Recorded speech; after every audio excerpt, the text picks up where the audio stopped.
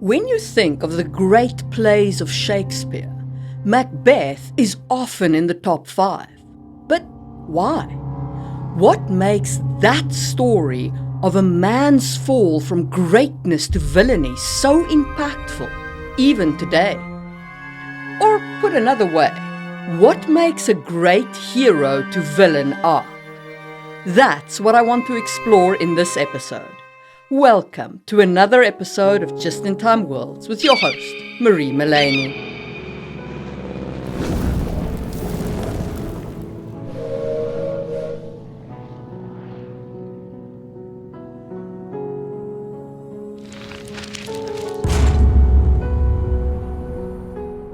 First, we'll discuss what a hero to villain arc means in the context of this video. Then we'll look at 3 great examples and 2 unsatisfying ones. Finally, we'll bring it all together and talk about how you can write a compelling hero to villain arc using the lessons from our examples. So, what is a hero to villain arc? It's usually a tragedy, the fall of someone we initially see in a heroic light to someone who becomes villainous. This character doesn't have to be the protagonist. It can be a side character who falls while the protagonist tries to stop that tumble into darkness. Or it can be a friend of the protagonist whose descent affects the protagonist in some profound way. And the hero doesn't need to be a knight in shining armor, just someone we consider to be on the good side of life as opposed to the wicked side of life in the context of the story. So let's start our examples with a deeper look at Macbeth. Macbeth's transformation from a war hero to tyrant is one of the most iconic hero to villain arcs in literature. At the start of the play, Macbeth is celebrated for his bravery and loyalty to King Duncan. However, his encounter with the witches plants the seed of ambition in his mind.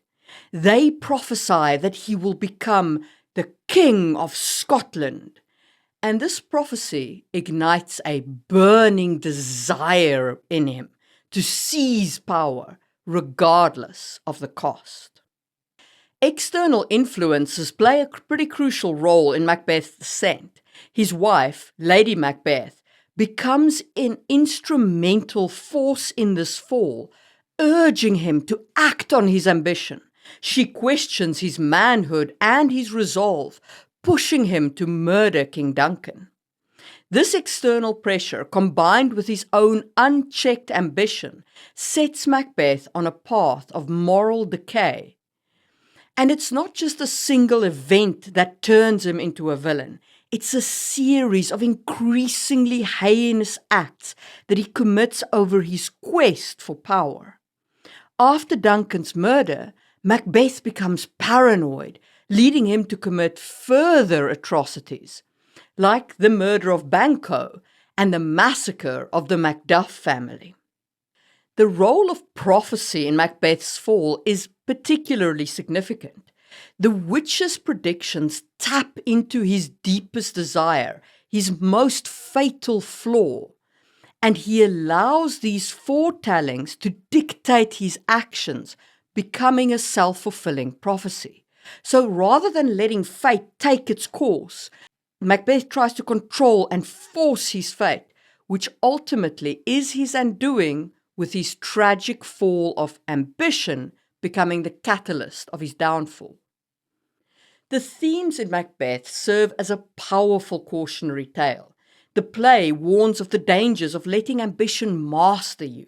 Macbeth's desire for power consumes him, leading to his moral corruption and eventual downfall. It's a story about how ambition, when left unchecked and fueled by external manipulation, can turn even the noblest hero into a villain. His arc is not just about a man's fall, but about the devastating consequences of allowing one's ambition to overtake one's humanity. What makes Macbeth's fall a example of hero to villain is the early demonstration of his flaw and the relatability of that flaw, and then the gradual nature of the fall. But surely there have been some more recent examples than Shakespeare of great hero to villain arcs, right? Well, of course. Let's talk about Lex Luthor from the TV series Smallville.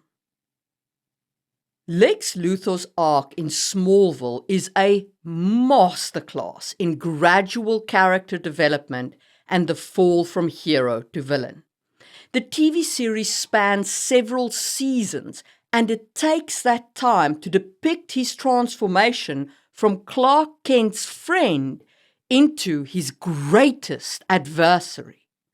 Early on, Lex is portrayed as a complex, morally ambiguous character who genuinely seems to try to do the right thing despite his upbringing.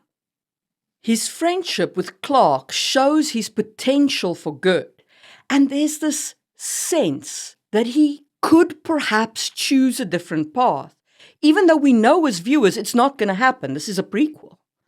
We think that maybe it can. But due to the accumulation of experiences and choices, he is led down the road to villainy.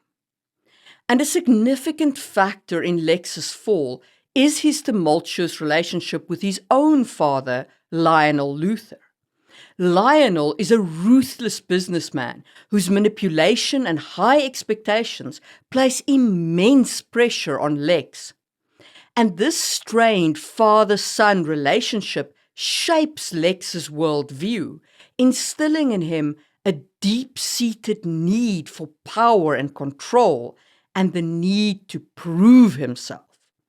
Lex's desire to step out of his father's shadow and prove himself drives him to make morally questionable decisions, even as he struggles against his darker nature, seeking to overcome it.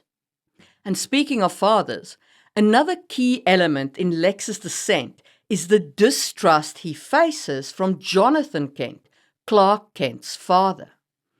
Jonathan's wariness and refusal to fully accept Lex into the Kent family sows seeds of doubt and isolation.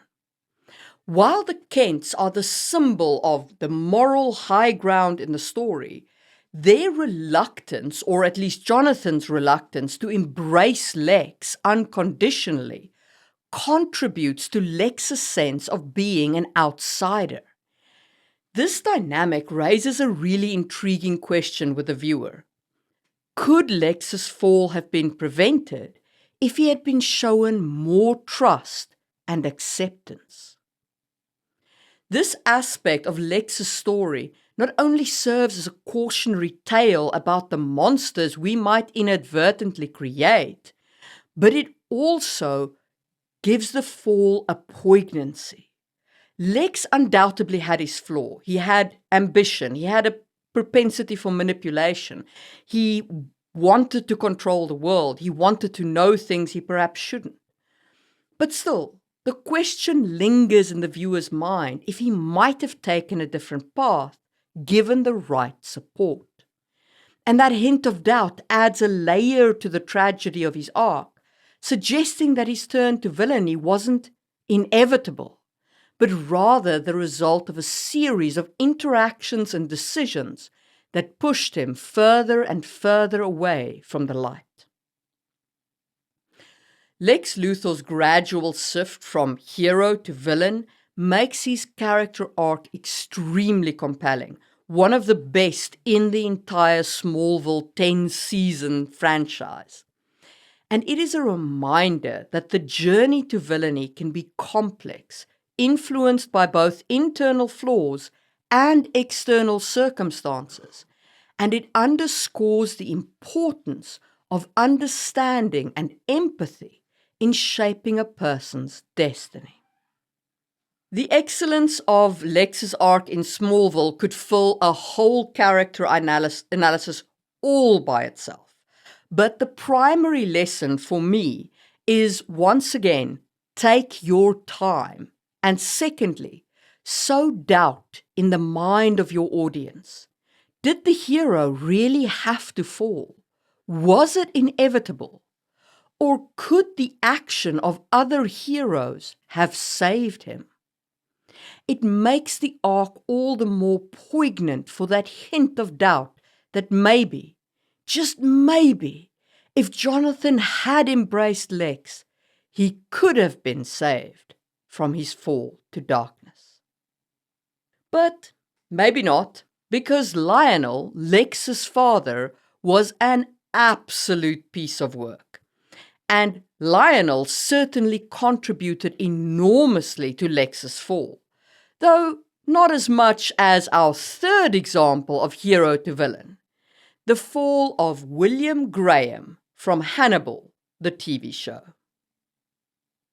Will Graham's journey in Hannibal is a fascinating exploration of the interplay between external manipulation and internal darkness.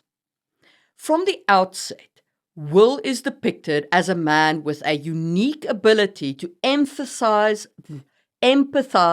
with killers, placing him in a morally precarious position.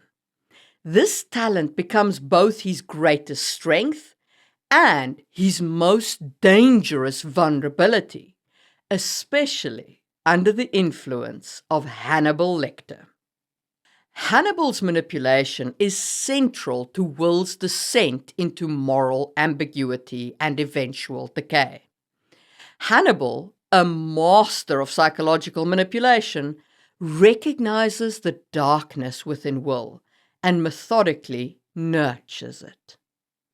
He positions himself as both a mentor and a friend, blurring the lines between ally and adversary.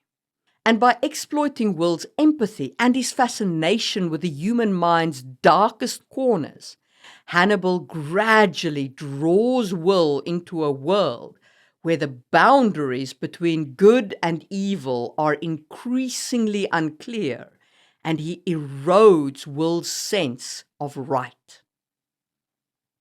The dynamic between Will and Hannibal is the heart of this arc.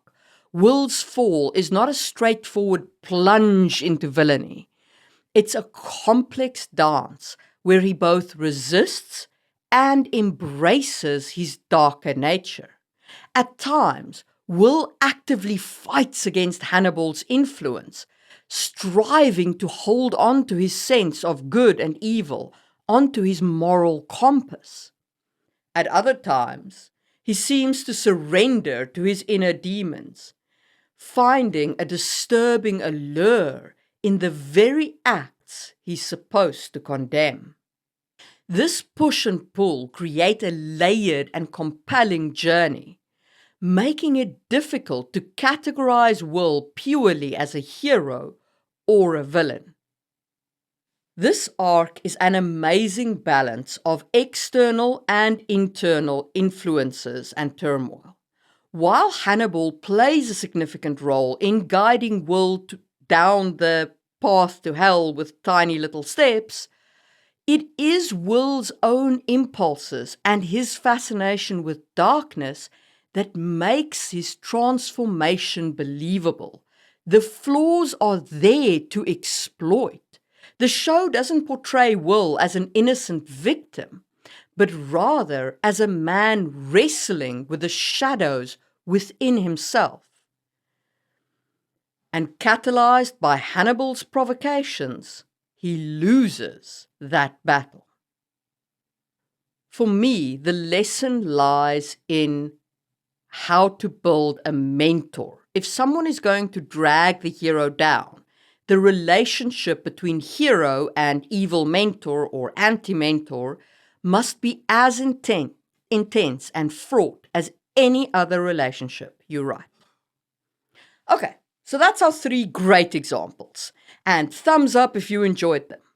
But not all hero to villain arcs succeed from the viewer's perspective, and in their failures, there are also lessons we can learn. So, Let's turn now to the first of our unsatisfying arcs, that of Harvey Dent in The Dark Knight. Harvey Dent's transition from Gotham's White Knight to the villainous Two-Face in The Dark Knight feels, I'll be kind and say it feels rushed. And it relies far too heavily on a single traumatic event, his disfiguration and scarring. While this event was undoubtedly tragic, it does not provide enough depth or gradual development to justify his drastic shift in character. The sudden turn to evil after the death of his partner and the injury to his face lacks the nuanced exploration of Dent's personality that could have made his fall more compelling. Dent pretty much wakes up, learns Rachel is dead, learns he's scarred, and goes bonkers. There's no sign of character flaws being exploited or character flaws opening up. It's just boom, go nuts. The film misses an important opportunity to delve deeper into Dent's character flaws. There's potential in his obsession with justice and his black and white view of morality that could have been explored to show how these traits might twist into something darker. Perhaps he could start on a quest for revenge for Rachel's death and slowly, action by action, he creeps over the line of morality, and every act finally leads to Two-Face. But instead, the arc jumps too quickly from hero to villain without showing that gradual erosion of his ideals. By just taking a bit more time and fleshing out his fall, the audience could have seen a more believable descent. His fall could have been a commentary on how even the purest of intentions can be warped under the pressure of tragedy. But instead we get facial scarring drives you bananas. Great. So definitely time is a big factor in making a great villain to hero arc. But it's not the only one, because if it was, our last example wouldn't be in the unsatisfying list. Let's talk about Anakin Skywalker from Star Wars. Anakin Skywalker's fall to the dark side in the Star Wars prequels is often critiqued for its inconsistency and the lack of smooth integration into his character arc. Now, I've seen a lot of defenses about it, but the problem is that they don't address the central issue, which is the story doesn't handle pivotal moments well at all. Consider the massacre of the Sand People in Attack of the Clones. This brutal act suggests a major step towards the dark side, if not a complete fall towards the dark side. But it's not woven into his subsequent character development. Instead, it's just glossed over. And Anakin returns to his role as a Jedi with little apparent consequences. He literally completed a whole fall to villain in that second movie. He hadn't gone back for his mom, and when he did, she was murdered by Sand People. In grief and rage, he slayed a whole village of the Sand Raiders, including the women and the children. That's it.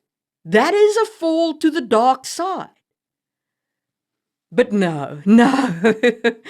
Padme pretends that anyone who's grieving their mother falls into rage and unalives women and children. I mean, isn't that just what you do when you're grieving? No, Padme, it's in fact not what one does when they're grieving. But then Padme and Anakin get married and the whole incident just vanishes. And then we come to Revenge of the Sith. Lasai. I had such hopes for that movie. And here's the thing, it could have been great. But instead, Anakin's entire fall in that movie relies on the most tired trope in the book, a lack of communication. Anakin starts having nightmares about Padme's death in childbirth. And instead of talking it over with his wife like an adult man, he just goes straight for option 2, some mythical Sith ritual that's being sold to him by a politician. Dude, have Bacta tanks not been invented in your timeline? And seriously, abortion is an option here. Instead, he kills the younglings. Yeah, that's a choice that makes sense. Let's kill 30 kids as opposed to addressing one woman who might die in childbirth. Anakin's decision to turn to the dark side feels forced, done for plot convenience, rather than being a tragic inevitability. Anakin's fall feels more like a plot necessity than a believable character choice. Basically, he picked the dark side because they have better healthcare. Dude, what? A more nuanced portrayal of Anakin's internal struggle and gradual corruption by Palpatine could have made his fall much more satisfying. If the story had shown the gradual erosion of his morals and his obsession with power and control growing over time, it would have created a smoother, more compelling descent into villainy. And that is what that third movie should have focused on. It should have taken that incident where he fell to the dark side with the Sand Raiders, and it should have been him hiding his fall to the dark side from the Jedi and being turned into the Sith. That approach could have offered a much more tragic and impactful arc. But instead, we got a double-dipping mess. They should never have double-dipped. It should have been either the Sand Raiders and dealing with the fallout, or not the Sand Raiders and the third movie has the fall. But the way they did it, the death of those Sand Raiders was a waste of that movie. They pretty much yeeted that whole character arc out the window. And that, to me, is the two main lessons from Anakin's arc. Don't double dip, and for the love of baby chickens, do not make the whole fall depend on not talking to your partner. That trope needs to die. It is so overused at this point, it makes me want to stab younglings in the face when I see it. Okay, so how can you avoid being in the unsatisfactory section and move to the great section with your hero to villain arc? These are my guidelines for writing great hero to villain arcs. 1. Don't rush the arc. The fall from hero to villain should be gradual, a natural unraveling rather than a sudden shift. Use characters like Macbeth and Lex Luthor as examples, where their transformation happens over time, with each choice pushing them further into darkness. But don't do it twice. Okay. 2. Exploit character flaws. A hero's flaws or desires should be the seeds of their downfall. Macbeth's unchecked ambition and Will Graham's dark impulses are essential parts of their fall, and that makes their descent feel inevitable and authentic. 3. Provide a compelling reason to fall. The hero needs a strong, understandable motive for turning villainous. In Macbeth, ambition is the driving force, while Lex Luthor's desire for power leads him astray. A compelling reason makes the fall relatable and believable, which Harvey Dent's arc failed to deliver. His transition felt superficial, hinging too much on a single traumatic event rather than an actual flaw of character. 4.